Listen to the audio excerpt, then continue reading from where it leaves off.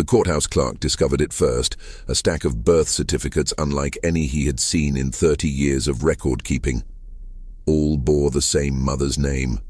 All listed the father as unknown. There were 43 of them. This is not a ghost story. This is not folklore. This is what happened when a young circuit judge arrived in Harrison County, Mississippi in the autumn of 1851 and stumbled upon records that would haunt him until his final days. Judge Thomas Hale was 29 years old when he accepted the appointment to Mississippi's 3rd Judicial Circuit. Fresh from law school in Philadelphia, idealistic but not naive, he understood the institution of slavery in the abstract. He had read the statutes, studied the property laws, memorized the precedents. What he didn't expect was how the paperwork would tell stories the law tried to silence. His first month in Harrison County was routine: land disputes, contract disagreements, estate settlements. The courthouse sat on a hill overlooking the town square, a modest building with peeling paint and floors that creaked under the weight of decades.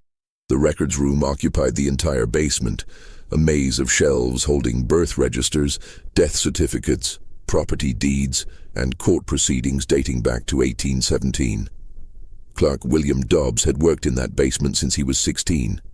Now 46, he knew every volume, every filing system, every anomaly in the county's documented history.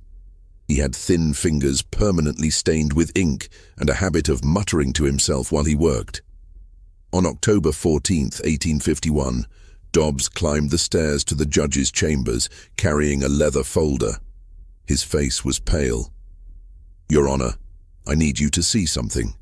I've been organizing the birth records from the Berkshire plantation, and there's something wrong with them." Judge Hale looked up from a contract dispute. "Wrong how?" Dobbs placed the folder on the desk and opened it carefully, as if the papers inside might scatter like frightened birds. Inside were 43 birth certificates, all handwritten in different scripts by different officials over different years, but all sharing the same peculiar characteristic. Mother, Sarah. Father, unknown. Every single one. The judge frowned and began examining the documents. The births spanned from 1829 to 1851, 22 years. The children's names were listed: Samuel, born March 1829, Ruth, born November 1830, James, born February 1832. On and on, the list continued, an unbroken chain of children born to the same woman, with no father ever recorded. Perhaps she had relations with multiple men who weren't recorded, Judge Hale suggested, though even as he said it, the explanation felt incomplete. Dobbs shook his head. "Your Honor, I've been doing this work for 3 decades. Sometimes fathers aren't listed, yes, but 43 times for the same woman. I pulled records from every plantation in the county for comparison. Most enslaved births list no father, that's common enough. But I've never seen this volume attached to a single name. And there's something else." He pulled out a separate sheet, a timeline he had constructed himself. "Look at the spacing. Sarah gave birth 43 times in 22 years. That's a child every 6 months on average. Your Honor, that's not possible, not naturally." The judge studied the timeline. Dobbs was right. Some births were listed only 7 or 8 months apart. The human gestation period made such timing impossible for a single woman. "Could there be multiple women named Sarah on the same plantation?" Hale asked.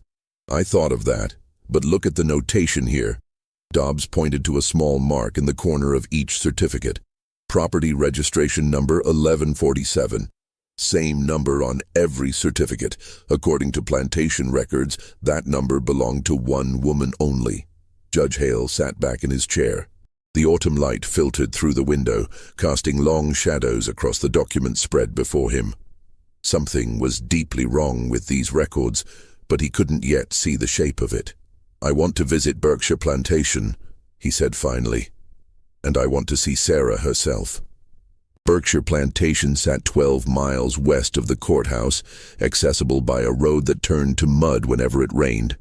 The property sprawled across 800 acres of cotton fields, bordered by dense pine forests on 3 sides and the slow-moving Leaf River on the 4th.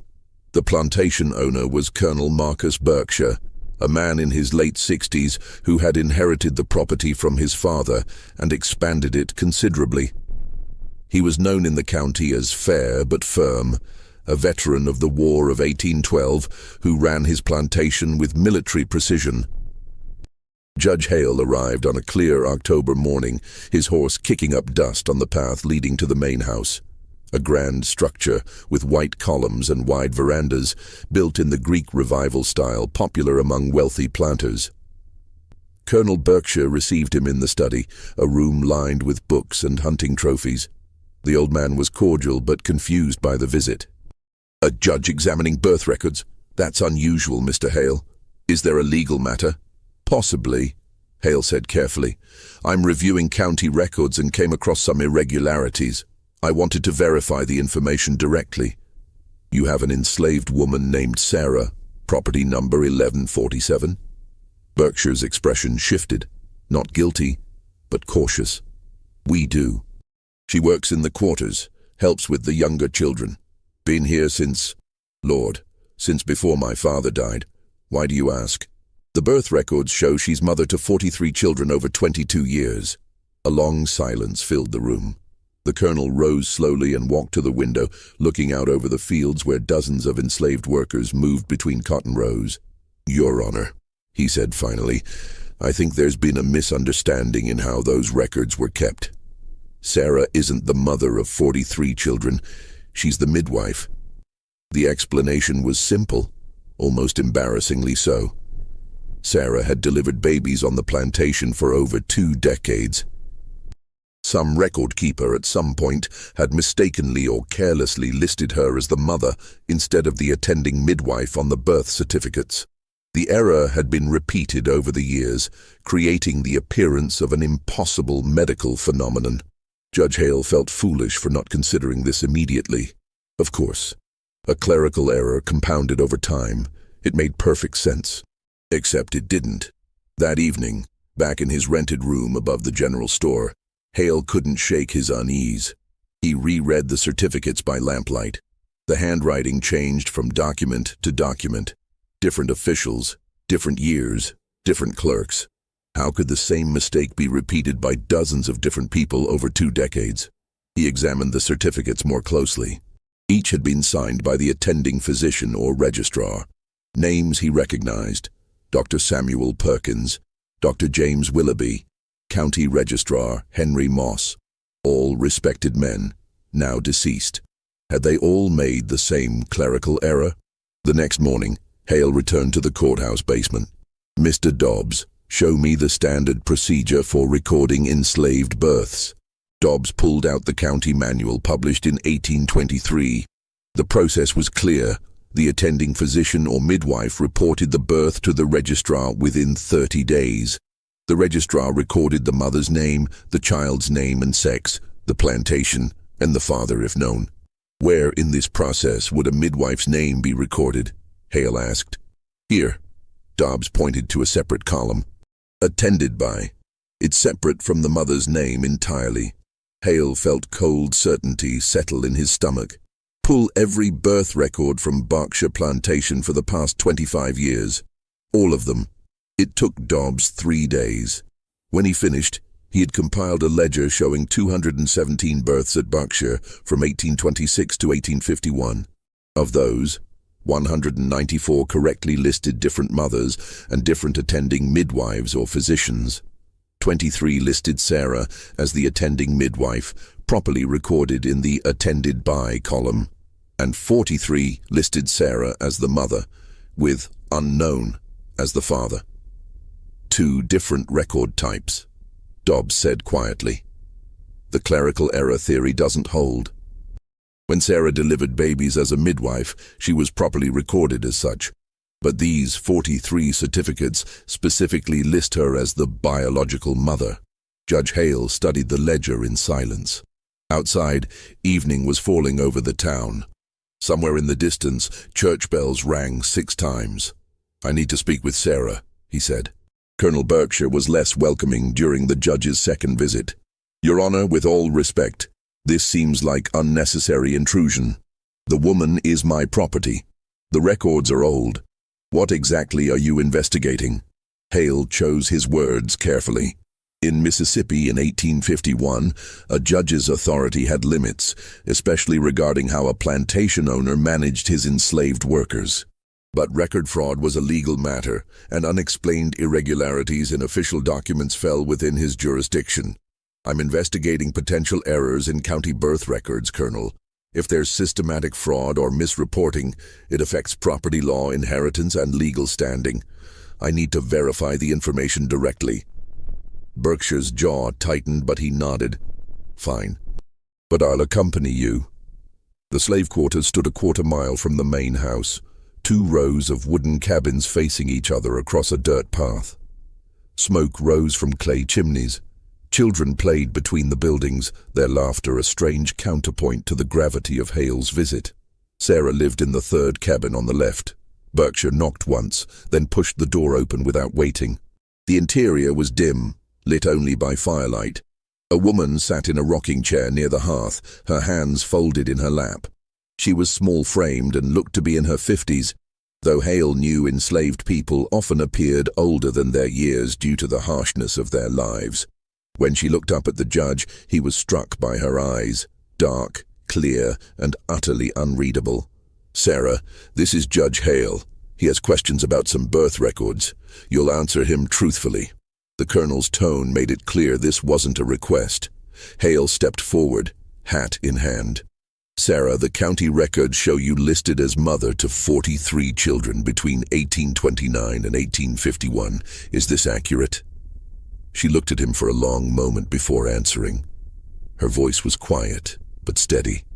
"Yes, sir." The simple answer stopped Hale cold. He had expected confusion, denial, and explanation, not calm confirmation. "That's medically impossible, Sarah. A woman can't give birth 43 times in 22 years. "No, sir, she can't." The room felt suddenly smaller. Colonel Berkshire shifted uncomfortably by the door. "Then why do the records say this?" Hale pressed. Sarah's expression didn't change. "Because I'm listed as the mother, sir. That's what the papers say. But you're not the biological mother of all these children." "The records say I am, sir." Hale felt frustration building. She was answering his questions while saying nothing at all. He tried a different approach. "Sarah, did you give birth to children on this plantation?" "Yes, sir." "How many?" "2, sir. Both died before their first year." The answer hit Hale like a physical blow. "When was this?" 1835 and 1837, sir." He checked his ledger. 2 of the 43 certificates fell in those years, March 1835 and January 1837. Those were hers. The other 41 were not. "Then why are you listed as mother to the others?" Sarah looked at the fire. "Master would know better than me about the paperwork, sir." Colonel Berkshire stepped forward. "Sarah works as a midwife and helps care for children in the quarters. Perhaps that's why her name appears in the records. Some confusion between her role as caregiver and biological mother." But Hale was watching Sarah's face. She said nothing, but her silence spoke volumes. Judge Hale returned to the courthouse with more questions than answers. That night he couldn't sleep. He kept seeing Sarah's face, the way she'd answered his questions with perfect honesty while revealing nothing. "The records say I am, sir." Not "I am," but "the records say I am." At first light he was back in the basement with Dobbs. "Show me the mothers of the other births at Berkshire, the ones not attributed to Sarah." They spent the entire day cross-referencing. The 194 other births at Berkshire Plantation from 1826 to 1851 were attributed to 47 different enslaved women. Most had 2 to 6 children each over the years, a normal, expected pattern. But those 43 births attributed to Sarah stood out like a wound. "What if," Hale said slowly, "the fathers weren't unknown? What if someone deliberately left that field blank?" "Why would they do that?" Dobbs asked. Hale didn't answer immediately. He was thinking about property law, about inheritance, about the uncomfortable truths that slavery created. If an enslaved woman gave birth, the child belonged to her owner. But if the father was a free man, particularly a white man, there could be complications, especially if that white man was... Pull the records for Colonel Berkshire's legitimate children, Hale said quietly. Dobbs paled. Your Honor, that's a serious accusation.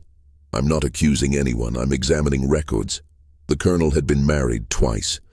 His first wife, Margaret, died in 1834 after bearing him 2 sons. His second wife, Elizabeth, married him in 1836 and remained childless until her death in 1848. He had not remarried. So the timeline of his legitimate children was clear. 2 sons born in 1830 and 1832. Hale compared this to Sarah's list. The 43 births attributed to Sarah began in 1829 and continued until 1851, well past the colonel's second wife's death. But the pattern didn't quite fit. If the colonel was the father, why use Sarah's name at all? Why not list the actual mothers? Unless...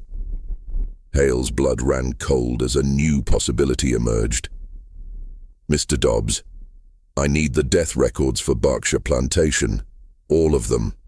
The clerk's hands shook slightly as he pulled the requested volumes. He had worked in this basement long enough to sense when something dark was surfacing. The death records told a grim but expected story. Enslaved people died from disease, exhaustion, accidents, childbirth complications. The plantation had lost 93 enslaved workers over 25 years, a mortality rate that was unfortunately common for the time and region. But when Hale cross-referenced the deaths with the birth records, a pattern emerged that made his stomach turn. 17 enslaved women had died on Berkshire Plantation between 1829 and 1851. Of those 17, 12 had died in childbirth or within weeks of giving birth. Their babies had survived. Their birth certificates listed Sarah as the mother. Dear God, Dobbs whispered. The picture was becoming horrifyingly clear. Sarah wasn't giving birth to 43 children. She was being listed as the legal mother of children whose biological mothers had died. But why? Hale paced the basement, his mind racing. In the legal framework of slavery, children followed the condition of their mother. If an enslaved woman died in childbirth, her baby still belonged to the plantation owner, maternal status inherited through the mother's enslaved condition. But replacing the dead mother's name with Sarah's name in official records, that was fraud. That was deliberate falsification of legal documents, unless there was a reason those biological mothers couldn't be named. Dobbs, I need you to find something for me. Check if any of those 17 women who died in childbirth have other children listed in the records, births before the one that killed them. The clerk worked through the night. By morning, he had the answer. 16 of the 17 women had no other recorded births. They appeared in the records only once, the birth that killed them, now attributed to Sarah. But one woman, name listed as Mary, property number 1089, appeared twice. She had given birth in August 1843 to a daughter named Grace, recorded properly with Mary as mother. Then in June 1845, she died in childbirth. But that birth certificate listed Sarah as the mother. Why would Mary's first child be recorded under her name, but her second under Sarah's? Hale asked aloud. Dobbs had gone grey. Your Honor, I think you need to look at the plantation acquisition records. The plantation ledgers were property records, not vital statistics, and they were stored in a different section of the basement, financial documents rather than human records, though in this context, the two categories overlapped horrifically. Berkshire Plantation maintained meticulous purchase and sale records for all enslaved workers. Most had been born on the plantation or purchased from nearby estates. Their provenance was clearly documented, but 16 names stood out. Between 1829 and 1850, Colonel Berkshire had purchased 16 young enslaved women from various sources across 3 states, Georgia, Alabama, and South Carolina. The purchases were unusual for several reasons. First, all 16 women were purchased individually, not as part of family groups. Rare for the time, as enslavers typically preferred to keep families together to prevent unrest. Second, all were purchased at ages between 14 and 19, precisely childbearing age. Third, all were described in the bills of sale as healthy, suitable for domestic work, yet none appeared in the household staff records. They had been assigned to field quarters. Fourth, all 16 women had died within 3 years of purchase. Cause of death, childbirth complications, and the certificates for the babies who survived those births all listed Sarah as the mother. Dobbs spread the purchase receipts across the table like cards in a terrible game. He was buying pregnant women, the clerk said, his voice hollow. Young women who were already with child, probably by white men on their original plantations. He purchased them, brought them here, and when they died giving birth, he listed Sarah as the mother to hide where the babies came from. But why? Hale demanded. The children would still be enslaved regardless of their mother's name. What was he hiding? Maybe it wasn't about the children, Dobbs said slowly. Maybe it was about the fathers. Hale requested the county's sale records, all documented transfers of enslaved people in Harrison County over 25 years. It took a week to compile. Of the 43 children listed with Sarah as mother, 31 remained on Berkshire Plantation as of 1851. The other 12 had been sold, but not through public auction or standard estate sales. The bills of sale for those 12 were unusual. All had been sold to out-of-state buyers. All transactions occurred when the children were between 8 and 12 years old. And all sales were listed as private negotiations, with prices significantly higher than market value for enslaved children of that age.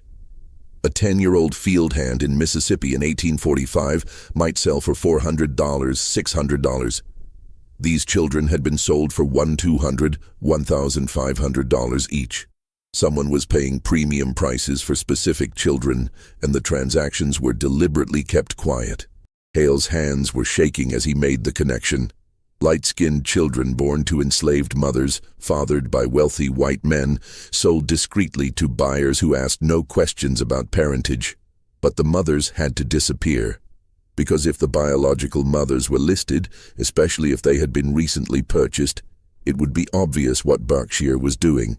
Running a breeding operation using enslaved women impregnated by white men, then selling the mixed-race children at premium prices while erasing any paper trail that could create legal complications. Listing Sarah as the mother severed the chain of evidence.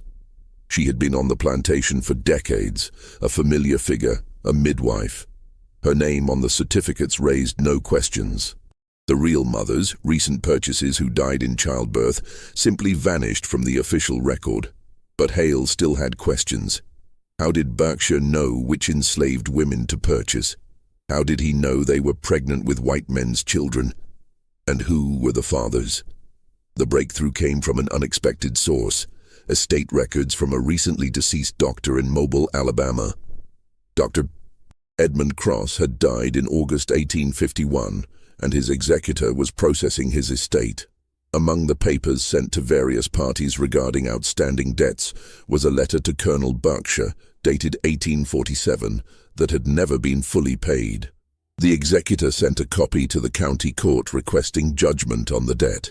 The letter read, "Colonel Berkshire, per your request, I have identified a suitable candidate on the Willow Creek estate. Young woman, approximately 16, in early pregnancy. The owner is unaware of her condition. I can facilitate purchase at standard price, $650, before the situation becomes apparent. Please remit advance payment to secure the transaction. The father is a man of standing and wishes the matter handled discreetly. Your usual arrangement applies. Dr. Cross." It was there in black and white. A physician identifying pregnant enslaved women and facilitating their purchase before their pregnancy became obvious. The usual arrangement suggested this wasn't the first time. Hale felt sick. This wasn't accidental. This was a systematic operation. He petitioned for access to Dr. Cross's full estate papers, claiming potential fraud investigation. After 2 weeks and considerable legal wrangling, he received 14 letters between Dr. Cross and Colonel Berkshire, spanning 1838 to 1850. The letters were carefully worded, never explicitly stating what was happening, but the pattern was unmistakable. I have located another suitable candidate in Montgomery. The father is anxious for discreet resolution. Purchase price should be secured quickly before the condition becomes evident. Your system has proven effective in previous cases. Dr. Cross had been working with physicians, plantation overseers, and even clergymen across 3 states to identify enslaved teenage girls who had been impregnated by white men, often the plantation owners, their sons, or neighboring landowners. These men wanted the problem to disappear without legal entanglement or social scandal. Dr. Cross would alert Colonel Berkshire, who would purchase the young woman at standard price before her pregnancy showed. She would be brought to Berkshire Plantation. She would give birth, often dying in the process due to young age, poor prenatal conditions, or complications. If she survived the birth, she frequently died within a year, possibly from subsequent pregnancies or simply from being worked to death. The babies, meanwhile, were listed with Sarah as the mother, severing any legal connection to their biological mothers or fathers. The children would then either remain as plantation workers or be sold discreetly at premium prices to buyers who valued light-skinned enslaved workers. And Sarah was the legal fiction that made it all possible. By listing her as mother, Berkshire created clean paperwork that asked no uncomfortable questions. But one question remained. Did Sarah know? Did she agree to this? Judge Hale returned to Berkshire Plantation on a gray November morning. This time, he came with legal authority, a court order allowing him to interview enslaved witnesses in a potential fraud investigation. Colonel Berkshire was furious but trapped by law. "This is persecution, Your Honor. You're harassing a respectable landowner based on old paperwork." "I'm investigating systematic fraud in county records," Hale replied evenly. "If you have nothing to hide, Colonel, the interviews will clear this up quickly." He interviewed Sarah in the same cabin, but this time without the Colonel present, his legal right as an investigating judge. Sarah sat in the same rocking chair, same posture, same unreadable expression. "Sarah, I know you're not the biological mother of 43 children. I know what's been happening here. But I need to understand your role in it. Did Colonel Berkshire force you to claim these children as yours?" "I never claimed anything, sir. I just did as I was told." "What were you told to do?" She was quiet for a long time. The fire crackled. Outside, voices drifted from the fields. "When the young women came," she said finally, "I was told to care for them, help them when their time came, keep them comfortable. And when they died, I was told to take the babies and raise them as mine, tell anyone who asked that they were mine, sign the papers when the officials came. Did you know what would happen to those women when they arrived?" Sarah's hands tightened in her lap, the first sign of emotion Hale had seen from her. "Some were so young, sir, barely more than children themselves. I knew they weren't likely to survive. But what could I do? I was told to help them. So I helped them." "How many of them died, Sarah?" 16 that I remember, sir. Maybe more in the early years before I was keeping count in my head. "And the babies?" "I raised everyone that survived. Fed them, clothed them, taught them to walk and talk. The ones that stayed here, I cared for until they were old enough to work. The ones that were sold," her voice wavered slightly, "I never knew where they went." Hale leaned forward. "Sarah, you understand this was wrong, that Colonel Berkshire was using these women, letting them die, and profiting from their children." She met his eyes then, and for the first time, he saw something in her expression, not anger exactly, but a deep, weathered understanding that came from witnessing horrors for so long they had become routine. "Sir, I'm a slave. I do what I'm told or I die. Those women died bringing babies into this world. If listing my name on papers meant those babies had a chance to live, then that's what I did. You want me to say it was wrong? Yes, sir, it was wrong. But everything about this place is wrong. That don't change what happens. Judge Hale now faced a terrible choice. He had uncovered evidence of systematic exploitation, fraud, and negligent homicide. But in Mississippi in 1851, enslaved people were legally property. The women who had died had no legal standing. Their deaths, while tragic, were not legally murder. They were property losses. The fraud was the only angle he could pursue legally, falsifying birth records to obscure the origin of enslaved children. He began building a case. He interviewed 3 elderly enslaved workers on the plantation who confirmed Sarah's story. They remembered the young pregnant women arriving, staying in the quarters for a few months, then disappearing. They remembered Sarah taking the babies. He obtained testimony from a former overseer who had left Berkshire's employment in 1846. The man, now working on a plantation in Louisiana, admitted in a deposition that he had been instructed to keep the pregnant women separate and report their conditions only to the colonel directly. He found financial records showing payments from Berkshire to Dr. Cross, amounts matching the advance payments mentioned in the letters. By December 1851, Judge Hale had enough evidence to bring charges of fraud and falsification of public records against Colonel Marcus Berkshire. The trial was set for February 1852. On January 8, 1852, 2 weeks before the trial, Colonel Marcus Berkshire died in his sleep. The plantation physician, Dr. Nathan Riley, certified the cause as heart failure. The colonel was 68 years old. His will divided the plantation between his 2 legitimate sons, both now adults with their own properties. Neither wanted to maintain Berkshire Plantation. They announced it would be sold at auction in March. Judge Hale petitioned the court to continue the fraud investigation against the estate, but without the colonel alive to testify, the case became significantly weaker. The colonel's attorneys argued that any irregularities in record-keeping were administrative errors, not criminal fraud, and that prosecuting a dead man's estate served no legal purpose. In March 1852, the Mississippi Supreme Court dismissed the case on procedural grounds, ruling that the fraud charges died with Colonel Berkshire. But Judge Hale wasn't finished. The estate auction took place on a humid morning in late March.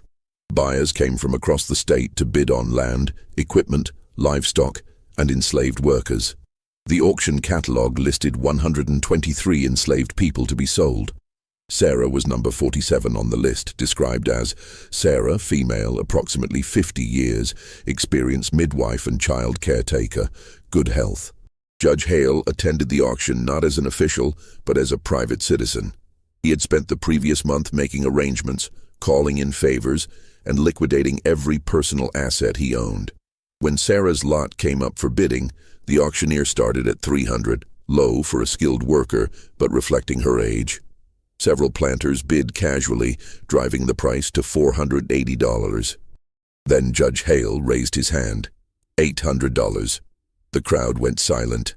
An enslaved woman in her 50s was not worth $800. The auctioneer, confused but pleased, called, "Going once, going twice." $1,000. Came a voice from the back. Hale turned. The bidder was a man he didn't recognize, well-dressed, prosperous-looking, with cold eyes. The judge's heart pounded. He had $850 to his name, everything he'd saved and borrowed. $1,050. $1,200. The stranger countered immediately. $1,500. Hale's voice cracked. The stranger smiled. $2,000. The crowd murmured in shock. Hale felt desperation claw at him. He didn't have $2,000. He didn't have anything close. $2,000 going once, going twice. $3,000. Every head turned. The new bidder was an elderly woman seated near the front, dressed in black mourning clothes. Hale recognized her, Mrs. Clara Henshaw, widow of a prominent judge from the northern part of the state. Wealthy, influential, and known for her abolitionist sympathies, though she rarely spoke of them publicly. The stranger in the back studied her for a long moment, then tipped his hat and sat down. He wouldn't outbid a respected widow in public. $3,000 going once, twice, sold to Mrs. Henshaw. After the auction, Mrs. Henshaw approached Judge Hale on the courthouse steps.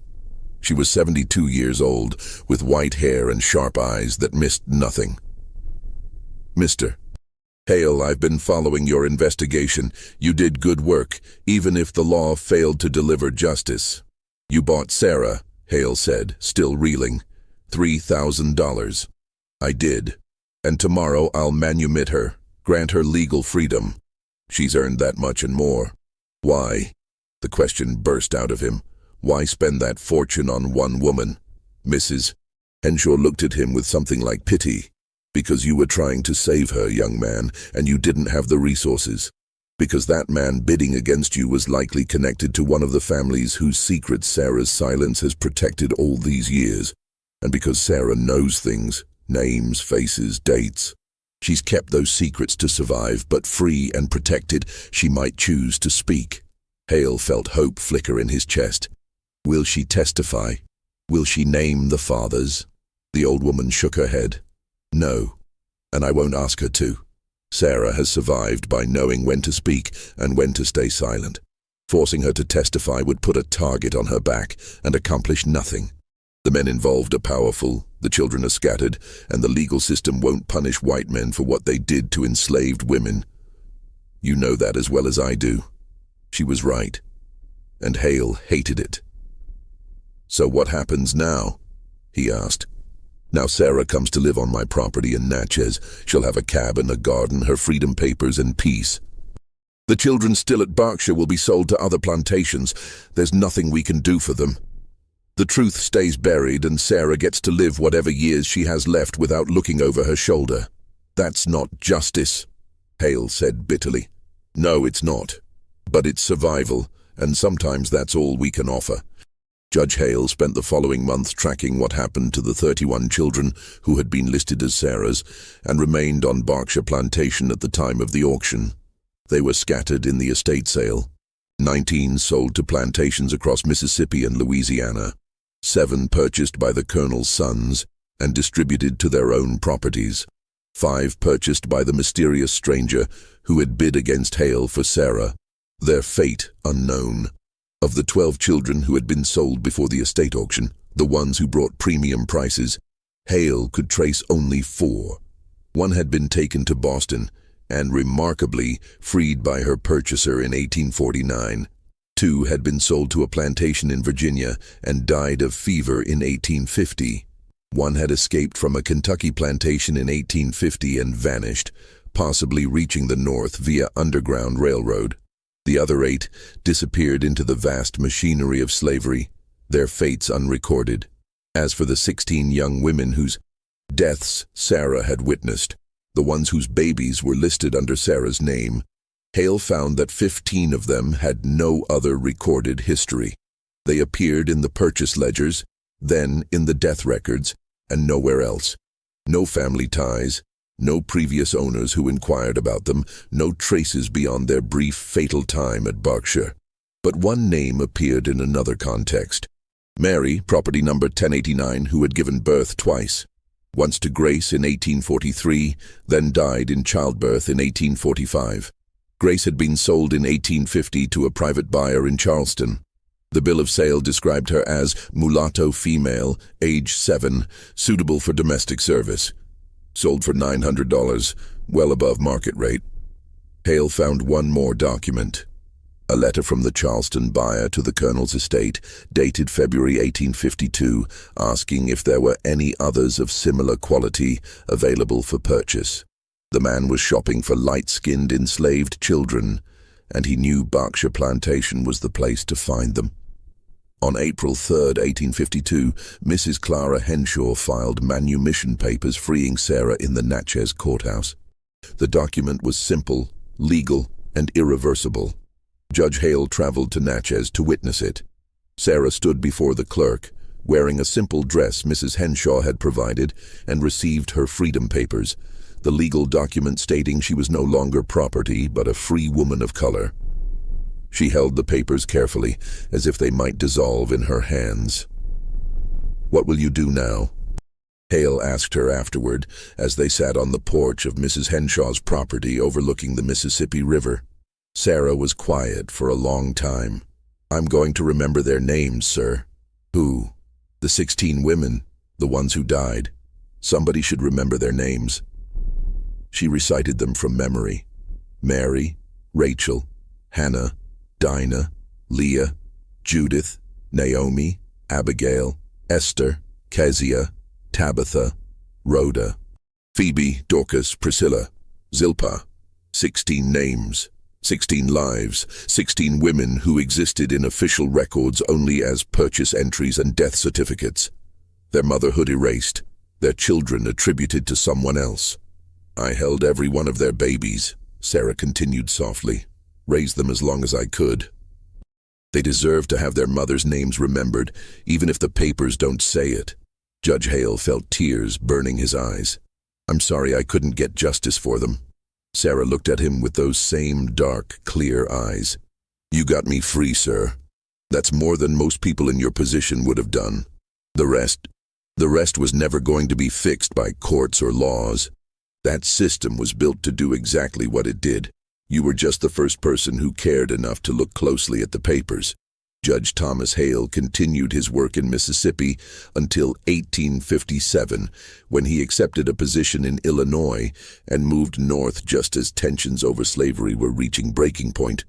He carried with him copies of all the documents from the Berkshire case, the 43 birth certificates, the purchase records, Dr. Cross's letters, the death records.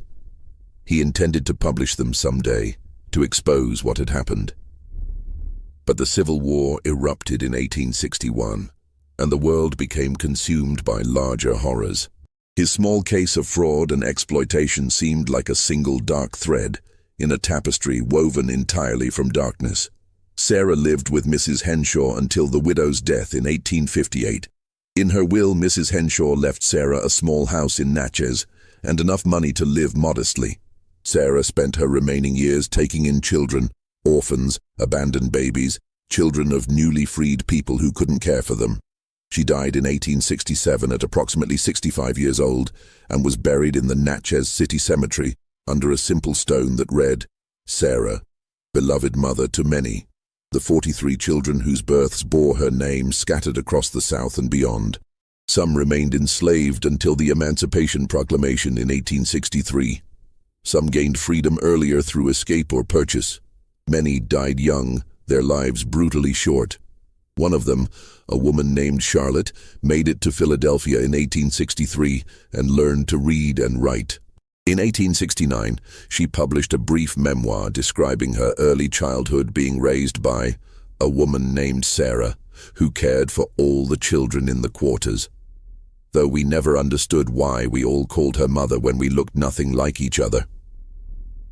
Charlotte had been born in 1842, listed in Harrison County records as daughter of Sarah, father unknown.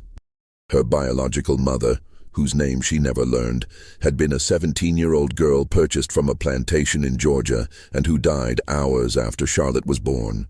Charlotte lived until 1904, long enough to see her own grandchildren born free.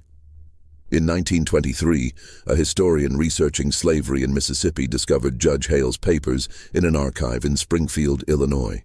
The documents had been donated by Hale's descendants, who hadn't understood their significance. The historian published a paper titled "Fraudulent Birth Records and the Concealment of Exploitation," a case study from Harrison County, Mississippi. The paper detailed the Berkshire case, naming Colonel Berkshire, Dr. Edmund Cross, and describing the systematic operation they had run. The paper generated minor academic interest, but little public attention. By 1923, the horrors of slavery were being actively forgotten by much of white America, and academic papers about clerical fraud didn't capture headlines. The 43 birth certificates remained in the Mississippi State Archives, still listing Sarah as the mother, father unknown. The records were never corrected. To this day, if you search Harrison County birth records from 1829-1851, you'll find them. Official documents stating that one woman gave birth to 43 children in 22 years. The truth behind those certificates, 16 young women purchased pregnant, dying in childbirth, their babies given to Sarah to raise and claim as her own, their existence obscured to protect wealthy white men from scandal and legal complication, exists only in Judge Hale's investigation notes and the historian's 1923 paper. The official story ends there. Fraud discovered, perpetrator dead before trial, one woman freed, the rest lost to history. But there are things the records don't capture. Shadows between the documented facts that raise questions for anyone who examines this case closely. First question. Why did Colonel Berkshire's death come so conveniently just 2 weeks before a trial that would have exposed not just him, but potentially dozens of wealthy men across 3 states? Dr. Riley, who certified the death as natural heart failure, had been the Berkshire family physician for 20 years. His financial records show he received a payment of $500 from the colonel's estate in January 1852, listed as final services rendered, an unusually large sum for certifying a death. Second question, what happened to Dr. Cross's complete patient records? When his estate was settled, his medical journals, which should have contained decades of patient notes, were listed as lost in a fire at his mobile office in August 1851, the same month he died. Convenient timing. Third question, who was the stranger bidding against Judge Hale at the auction? No one at the auction recognized him. He arrived in an expensive carriage, bid aggressively for Sarah specifically, while showing no interest in any other lots, then disappeared when outbid by Mrs. Henshaw. Hale later tried to find records of his identity, but found nothing. No hotel registry, no property records, no trace. Fourth question. How did Mrs. Henshaw know to attend that specific auction? She lived 80 miles away and had never purchased enslaved workers before. Yet she arrived with precise knowledge of what was happening, bid exactly enough to prevent Sarah's purchase by the stranger, and had already prepared manumission papers before the auction even occurred. When Judge Hale asked her about this, she simply smiled and said, "I have friends who keep me informed about injustices, Mr. Hale. Let's leave it at that." In 1872, 7 years after the Civil War ended, a Freedmen's Bureau worker in Natchez interviewed dozens of formerly enslaved people for a government documentation project. One interview was with an elderly woman identified only as Charlotte, age 30, formerly enslaved in Mississippi. This was the same Charlotte who would later publish her memoir. The interviewer asked her about her family history. Charlotte's response was recorded in the official transcript. "I was told Sarah was my mother, but I don't think she was. I think my real mother died when I was born. And Sarah took me in because that's what she did. She took in all of us. There were so many of us. Dozens, all different ages, all different shades. We called her Mama because she was the only mother we knew. But late at night sometimes, she would sit by the fire and whisper names. I asked her once what she was doing, and she said she was keeping the record the papers won't keep. I didn't understand until I was grown." The interviewer noted that Charlotte believed Sarah had memorized the names of the biological mothers whose children she raised, preserving their existence in the only way available to her: oral memory, passed in whispers, never written down. When Sarah died in 1867, that oral record died with her. The 16 women, Mary, Rachel, Hannah, Dinah, Leah, Judith, Naomi, Abigail, Esther, Kezia, Tabitha, Rhoda, Phoebe, Dorcas, Priscilla, Zilpah, exist now only in that single interview transcript and in Judge Hale's investigation notes. Official Mississippi records still list Sarah as the mother of 43 children, father unknown. Thomas Hale served as a judge in Illinois from 1857 until his retirement in 1889. He became known as a fair but stern jurist, particularly in cases involving exploitation of vulnerable people. He never married. Colleagues remembered him as solitary and driven, a man who carried the weight of cases that could never be properly resolved. In his private papers, discovered after his death in 1891, was a journal entry dated November 12, 1851. I have seen the machinery of evil, and it is made of paperwork, not violence, though violence is there, not cruelty, though cruelty abounds, but paperwork, clean, official, legally filed documents that transform human beings into numbers and numbers into profit. Sarah is not listed as mother to 43 children because anyone believed it true. She is listed thus because it was convenient, because it hid uncomfortable truths, because it made the system function smoothly. I have learned that the law can be a tool for justice or a tool for obscuring injustice. The same forms, the same procedures, the same courts. What determines which purpose it serves? The conscience of those who wield it. I tried to wield it justly. I do not know if I succeeded. Among his papers was also a list of names. The 16 women Sarah had named, written in Hale's careful handwriting. Beside each name was a single word: remembered. After the auction, Berkshire Plantation was purchased by a cotton consortium from Natchez and operated until 1863, when Union troops burned the main house during a raid. The property was abandoned and eventually subdivided. The slave quarters where Sarah had lived and raised 43 children, not her own, stood empty for decades, slowly collapsing under weather and neglect. By 1900, nothing remained but foundation stones and a few collapsed chimneys. But local people, particularly freedmen and their descendants, remembered the place. They called it Sarah's Quarter, though most had forgotten why. In 1934, during the Depression, a WPA project documenting historical sites in Mississippi sent workers to map old plantation locations. At the Berkshire site, they found the foundations and interviewed elderly residents about the property's history. One woman, 92 years old, told them, "My grandmother was born there. She said there was a woman named Sarah who took care of all the children. Grandmother said Sarah wasn't really their mother, but she was the only mother they had. Said Sarah used to sing to them at night, old songs about Moses and the river. Grandmother said she understood those songs better after she got free."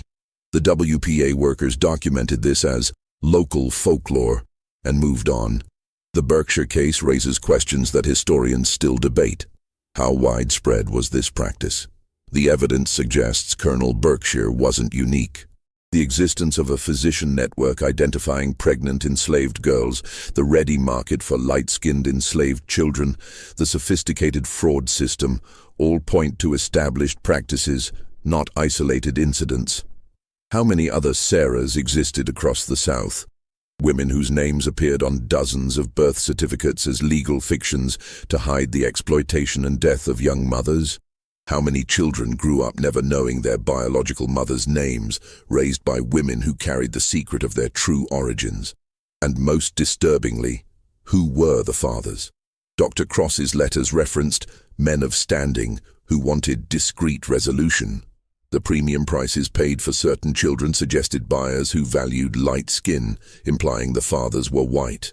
The elaborate system to hide parentage suggests the fathers had social positions to protect. Were they plantation owners like Colonel Berkshire, their sons, overseers, neighbors, business associates, clergymen? The records will never tell us.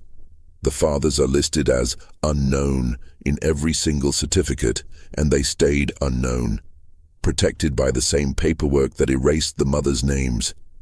The final documented reference to Sarah appears in the 1870 federal census for Natchez, Mississippi.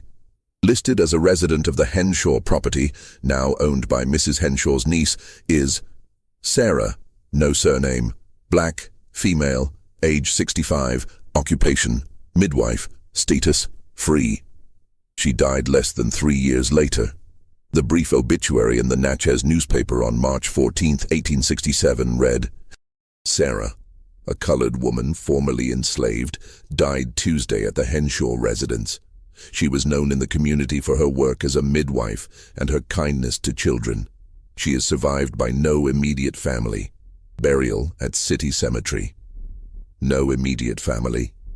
The phrase carries a terrible irony. Sarah had been legal mother to 43 children. She had raised them, fed them, comforted them, taught them to survive. But when she died, she was listed as having no family at all. Somewhere, scattered across the country, were dozens of people who had called her Mama, the only mother they remembered. But the law didn't recognize those bonds. Sarah died alone, legally childless, despite decades spent mothering children who weren't hers. Her grave marker, placed by Mrs. Henshaw's family, simply reads, Sarah, beloved mother to many, 1802-1867. No surname, no birth record, no family name. Just Sarah, whose name appeared on 43 birth certificates, who mothered children born of exploitation and tragedy, who kept 16 dead women's names alive in her memory, and who was finally freed 4 years after the Emancipation Proclamation made her freedom a national guarantee rather than one wealthy widow's gift. The Harrison County birth certificates still exist. They're stored in the Mississippi Department of Archives and History in a climate-controlled vault in Jackson. Researchers examining antebellum birth records will occasionally stumble across them. 43 certificates, same mother, no father listed, spanning 2 decades. Most assume clerical error and move on. But if you pull the certificates and examine them closely, if you compare them to purchase records and death records, if you trace the financial transactions and read Dr. Cross's letters, the true story emerges like invisible ink exposed to light. A story of 16 young women purchased pregnant and worked until they died. Of 43 children born into slavery, many sold away, their origins deliberately obscured. Of one woman named Sarah who became a legal fiction, a name on documents hiding systematic exploitation. And of a young judge who discovered the truth but couldn't deliver justice, only witness it. The papers remain in that archive, labeled Berkshire Plantation Birth Records, 1829 to 1851, anomalous documentation. Academic shorthand for, something was wrong here, but we're not quite sure what. But now you know what the papers don't say. You know about the 16 names Sarah whispered by firelight. You know about the stranger at the auction who tried to buy her silence. You know about the physician's letters that burned too conveniently. You know about the children who never knew their mother's real names. And you know about Sarah, who survived by becoming invisible in the records while being visible everywhere that mattered. In the quarters, rocking babies who weren't hers, singing songs about Moses and the river, keeping a record the papers wouldn't keep, in memory if not in ink. The story ends in the past, in 1867, with Sarah's death. The 43 birth certificates remain in the archive, unchanged, official, and profoundly dishonest, a monument to how paperwork can be used to obscure truth rather than record it. And somewhere in Mississippi, foundation stones still mark where Sarah's cabin stood, where she rocked 43 babies and whispered 16 names that should never have been forgotten. That's where the story ends. That's what the records show and what they hide.